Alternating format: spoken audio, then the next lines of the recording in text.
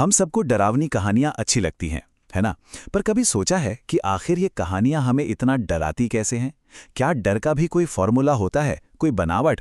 तो आज हम एक ऐसी ही कहानी के पीछे की बनावट को समझेंगे और जानेंगे कि डर का वो कौन सा फॉर्मूला है जो हमेशा काम करता है। कहानी की शुरुआत ही एक ऐसे दावे से होती है जो रोंगटे खड़े कर दे, ये सच है।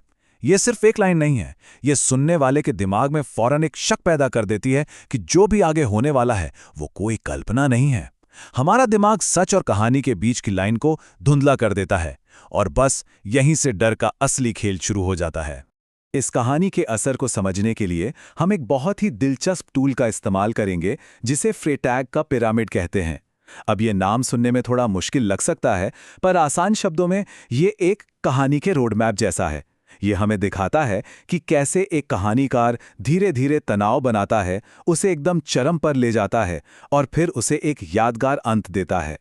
हर अच्छी डरावनी कहानी की शुरुआत पता है कैसे होती है? एक बिल्कुल शांत और नॉर्मल माहौल से। कहानी कहने की भाषा में इसे एक्सपोजिशन कहते हैं। वो हिस्सा जहां हमें किरदारों और उनकी दुनिया से मिलवाया जाता है। सब कुछ एकदम ठीक ठाक लगता है, लेकिन हम सब जानते हैं कि ये तूफान से पहले वाली शांति है। तो कहानी की नींव देखिए, कितनी सिंपल है। एक 7 साल की बच्ची अन्या, एक नया नया घर और एक माहौल जहां सब कुछ नॉर्मल है, क्यूट है। ये सब मिलके एक सेफ्टी का बबल बना देता है, एक भ्रम, ताकि जब ये बबल फटे तो डर का झटका दोगुना लगे। और ये लाइन सब कुछ नॉर्मल था, ये डर पैदा करने का एक बहुत ही चालाक तरीका है। ये हमें एक झूठी सुरक्षा की भावना देती है। हमें लगता है कि अरे सब ठीक है, रिलैक्स करो। और जैसे ही हम रिलैक्स होते हैं, बूम! कहानीकार ठीक उसी वक्त डर का सबसे बड़ा दाव खेलता है जब हम उसके लिए बिल्कुल भी तैयार नहीं होते। और बस यहीं से कहानी एक मोड़ लेती है। वो शांति अब टूटने लगती है। एक के बाद एक अजीब घटनाएं होती हैं और हम धीरे धीरे टेंशन की सीढ़ियां चढ़ना शुरू कर देते हैं। इस हिस्से को राइजिंग एक्शन कहते हैं, जहां डर अब अपना असली चेहरा दिखाने वाला है। नए घर में पहली रात, कहते हैं पहली रात बहुत खास होती है, और यहां तो वाकई खास थी, क्योंकि यहीं से वो सब शुरू हुआ जिसने उस नॉर्मल दुनिया को तोड़ना शुरू कर दिया और एक अनजानी चीज ने पहली दस्तक दी। जरा सुनिए, टैप टैप टैप, सिर्फ एक आवाज। कितना सिंपल है पर कितना असरदार। ये आवाज कहां से आ रही है, कौन कर रहा है? हमारा दिमाग खुद ही कहानियां गढ़ने लगता है और हम अपने ही बनाए डर में फंस जाते हैं, क्योंकि सबसे बड़ा डर तो अनजानी चीज का ही होता है। और फिर आता है ये एहसास, कोई नहीं था। ये सिर्फ डर नहीं है, ये कन्फ्यूजन है।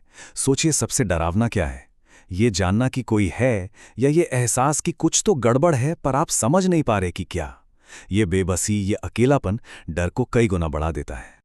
अब देखिए डर का लेवल कैसे बढ़ रहा है। पहले तो सिर्फ एक आवाज थी जिसे चलो वहम मान सकते हैं, लेकिन अब डर ने एक शक्ल ले ली है।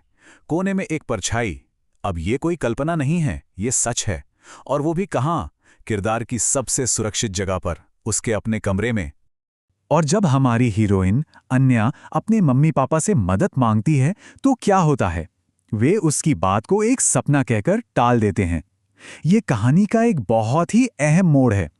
अब वो न केवल उस चीज से लड़ रही है जो उसे डरा रही है, बल्कि अब वो पूरी तरह से अकेली भी है। कोई भी उस पर विश्वास नहीं कर रहा है। कहानी में अब तक जो कुछ भी हुआ है वो सब हमें इसी एक पल के लिए तैयार कर रहा था। अब हम कहानी के सबसे ऊंचे, सबसे डरावने पॉइंट पर पहुंचते हैं, क्लाइमैक्स, जहां डर और किरदार का आमना सामना होता है। ये एक लाइन सब कुछ बदल देती है। ये मेरा घर है। अब तक जो परछाई चुपचाप खड़ी थी, अब वो बोल रही है, वो अपना हक जता रही है।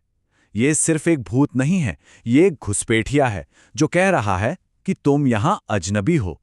ये डर का अंतिम लेवल है। और किरदार की प्रतिक्रिया? एक चीख और बेहोश हो जाना। यहां कोई लंबा चौड़ा डायलॉग नहीं है, कोई लड़ाई नहीं है, सिर्फ शुद्ध, बिना मिलावट वाला डर। यह हमें दिखाता है कि उस पल का डर इतना ज्यादा था कि शरीर ने बस काम करना ही बंद कर दिया। क्लाइमैक्स के बाद कहानी हमें थोड़ी सांस लेने का मौका देती है, या शायद नहीं। अब वक्त है उस राज से पर्दा उठाने का जो इस घर की दीवारों में दफन है। अब हम कहानी के रहस्य उद्घाटन पर पहुंचते हैं, कि आखिर ये सब हो क्यों रहा है। और फिर माता-पिता उस भयानक सच का खुलासा करते हैं जो उन्होंने अब तक छिपा कर रखा था। अचानक उन सभी डरावनी घटनाओं का मतलब समझ में आने लगता है। अब ये सिर्फ एक भूत नहीं है, ये एक दुखी आत्मा की कहानी है। और ये जानकर डर कम नहीं होता, बल्कि उसे और भी दुखद और भयानक बना देता है। और फिर हमें वो एक जानकारी मिलती है जो सब कुछ जोड़ देती है। 7 अन्या की उम्र और उस लड़की की उम्र जो इस घर में मरी थी, ये सिर्फ एक इत्तेफाक नहीं है, ये एक भयानक कनेक्शन है जो ये सवाल खड़ा करता है, क्या अन्या का भविष्य भी उसी लड़की जैसा होने वाला है? कहानी यहाँ खत्म नहीं होती कि सब कुछ ठीक हो गया, बल्कि ये एक बहुत ही निराशाजनक नोट पर खत्म होती है। मैं उसे हर रात देखती हूँ।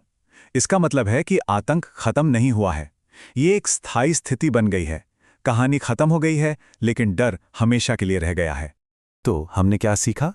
ये कहानी इसलिए इतनी असरदार है क्योंकि ये हमें एक इमोशनल रोलर कोस्टर पर ले जाती है। ये हमें एक साधारण टैप टैप की आवाज़ से शुरू करके एक भयानक सच तक ले जाती है जो हमारे दिल में बैठ जाता है। यही है डर को गढ़ने की कला। और कहानी हमें इस अंतिम डरावनी चेतावनी के साथ छोड़ जाती है, पीछे मत मुड़ना। ये सिर्फ एक वाक्य नहीं है, ये हमारे अपने डर का प्रतीक है, अज्ञात का डर। और इसी के साथ हम इस विश्लेषण को समाप्त करते हैं। शायद अब अगली बार जब कोई डरावनी कहानी सुनेंगे तो सिर्फ डरेंगे नहीं, बल्कि ये भी समझेंगे कि आपको क्यों डर लग रहा है।